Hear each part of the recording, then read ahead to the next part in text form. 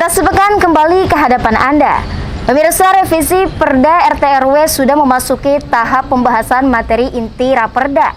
Secara teknis sesuai Peraturan Menteri Agraria dan Tata Ruang ATR Republik Indonesia Nomor 7 Tahun 2018, disyaratkan skala tata ruang kabupaten kota 1/5000. Sementara itu pembahasan Raperda Rencana Tata Ruang Wilayah RT/RW memberikan atensi khusus terhadap sungai guna menjaga kelestarian dan memaksimalkan fungsi sungai di kota ini.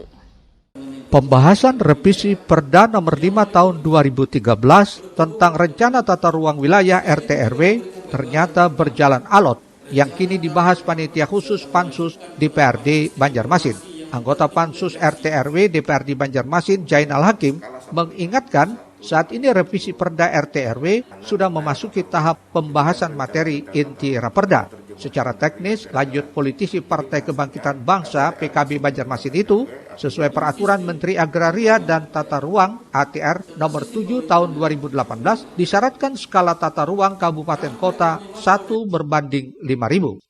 Perda RT/RW yang saat ini dengan yang sebelumnya adalah berkenaan dengan skala.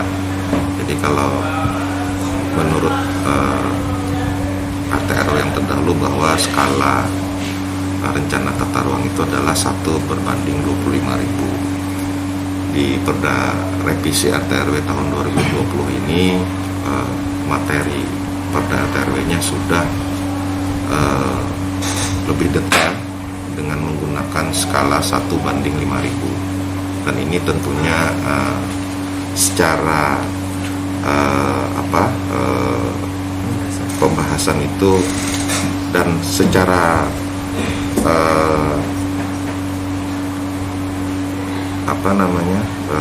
materinya itu secara luasan dan secara pandangan bahwa dengan skala 1/5000 itu bisa dilihat lebih detail. Lebih jauh, Hakim mengingatkan dalam Raperda RT/RW juga disebutkan secara detail zonasi, bahkan subzona dari suatu kawasan hingga peruntukannya ke depan.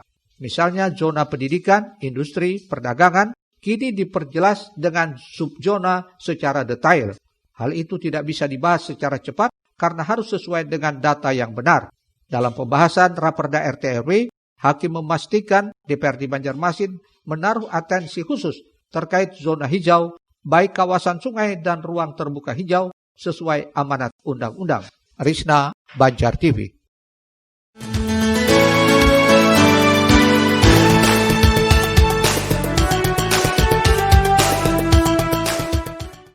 Sementara itu, DPRD Banjarmasin melalui Pansus Pembentukan Perda Rencana Tata Ruang Wilayah RT/RW memberikan atensi khusus terhadap sungai guna menjaga kelestarian dan memaksimalkan fungsi sungai di kota ini. Selain itu, perubahan RT/RW tersebut juga dikonsentrasikan untuk pemenuhan kewajiban terhadap ruang terbuka hijau. Itu disampaikan Jainal Hakim selaku anggota Pansus RT/RW kepada media beberapa waktu lalu. Begitu pula hal pendukung lain seperti ketersediaan RTH, baik milik umum maupun privat, semua akan dibahas secara mendetail. Politisi PKB ini juga menambahkan akan terus memperjuangkan lahan milik warga yang berstatus zona hijau agar dibeli pemerintah, namun dengan tetap melihat kemampuan keuangan daerah.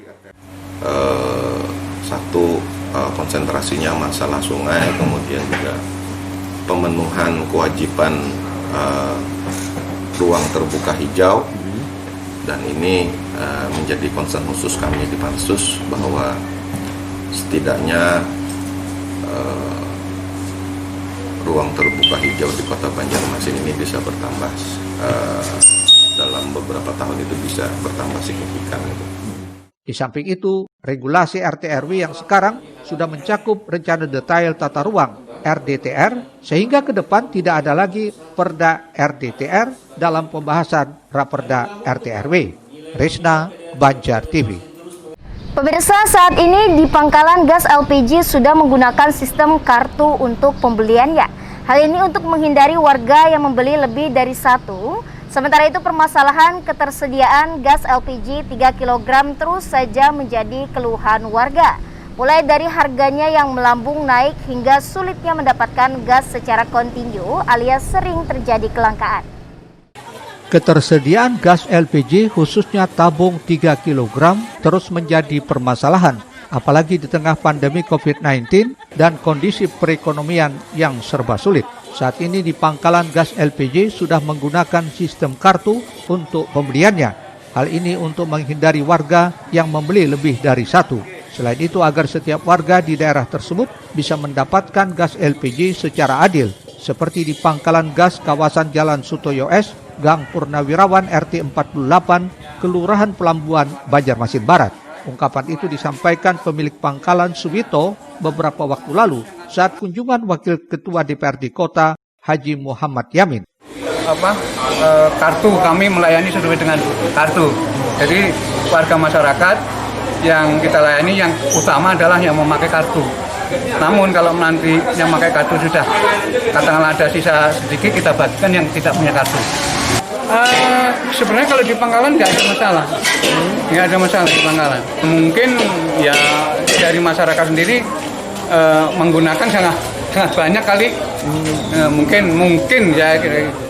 Di pangkalannya gas datang setiap minggu sebanyak 300 tabung dibagikan kepada 275 warga dari 3 RT dengan harga 17.500. Sekiranya ada sisa barulah Soweto melayani warga yang tidak memiliki kartu dengan harga Rp20.000 per tabung. Murtasia, Banjar TV.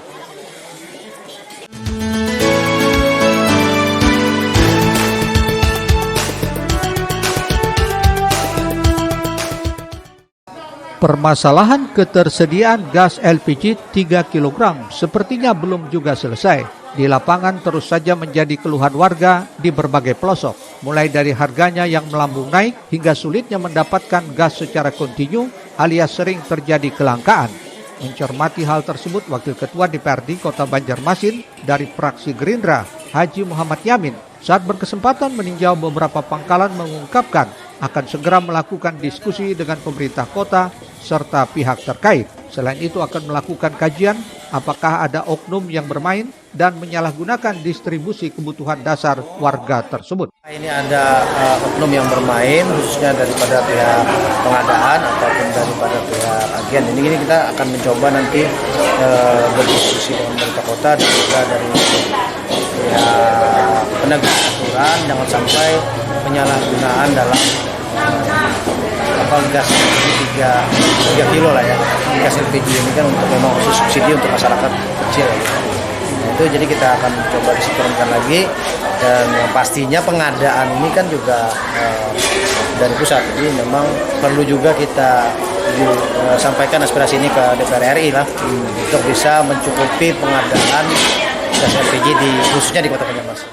Yamin juga mengingatkan warga yang berbondong-bondong saat antrian membeli gas agar tetap mematuhi protokol kesehatan, gunakan masker, dan menjaga jarak. Murtasia, Banjar TV. Selanjutnya pemirsa, para mahasiswa dari Prodi Kesehatan Masyarakat dan Prodi Sendra Tasik ULM membuat kreasi dan inovasi untuk penyebaran pesan kesehatan. Sementara itu melalui seni budaya lokal, ternyata para mahasiswa di daerah ini mampu mengolah lirik lagu dan tutur madihin yang isinya memuat pesan kesehatan. Dengan didanai Direktorat Jenderal Pembelajaran dan Kemahasiswaan Kemenristek Dikti, para mahasiswa ULM dari Prodi Kesehatan Masyarakat dan Prodi Sendra Tasik membuat kreasi dan inovasi penyebaran pesan kesehatan. Pesan kesehatan itu dibuat menggunakan perangkat seni dan budaya daerah seperti musik panting dan seni madihin. Tujuannya agar mudah dipahami dan mampu diterima masyarakat dari berbagai kalangan dan usia. Jaga kebersihan diri, berkunjung 1 minggu sekali, dan juga jangan lupa untuk menggosok gigi minimal 2 kali sehari. Diakui selama ini kebanyakan pesan kesehatan disampaikan hanya melalui himbauan. Itulah yang kemudian memunculkan keinginan untuk kreatif dalam menyampaikan pesan bernilai inovatif. Menurut Eva, pesan kesehatan tersebut terinspirasi dari kondisi pandemi COVID-19 yang sedang melanda dunia termasuk di Kalsel, bahkan juga kota Banjarmasin. Kalau selama ini tentang penyuluhan kesehatan hanya dengan PPT, materi, tapi ini kami menginovasi untuk mengemasnya dari kesenian khas Kalimantan Selatan. Karena ya yang saya bilang tadi, selama ini pesan kesehatan itu hanya dilakukan dengan penyuluhan semata. Tapi di sini kita memberikan inovasi supaya sasaran kita saja ini anak kecil. Karena anak kecil itu biasanya kalau hanya suara kita muncul PPT itu agak bosan. Jadi kita kemaslah dengan sebuah lagu agar dia mudah mengingatnya, mengertinya, dan bahasa yang kami gunakan dalam lagu itu merupakan bahasa seusia mereka.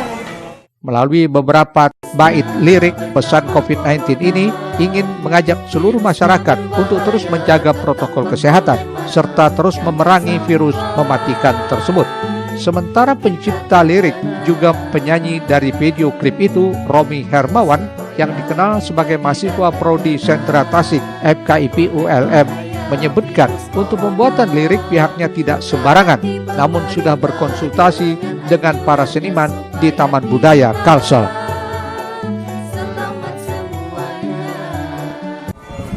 Satu malam karena pada saat itu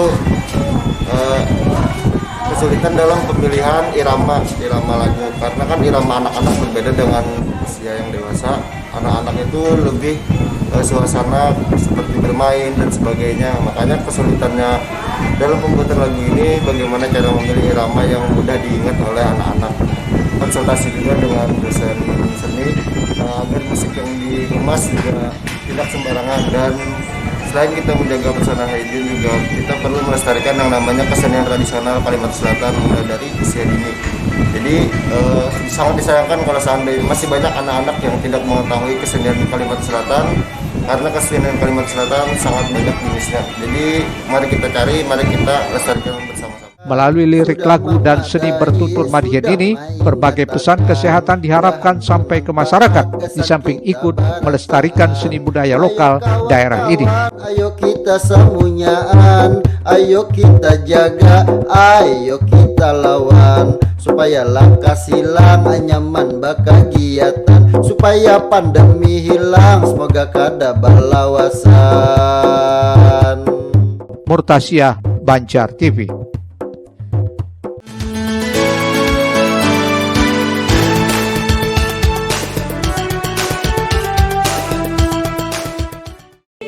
Kali ini program Kreativitas Pengabdian Masyarakat melibatkan mahasiswa Prodi Kesehatan Masyarakat Fakultas Kedokteran dan mahasiswa Prodi Sentra Tasik FKIP ULM punya daya tarik tersendiri.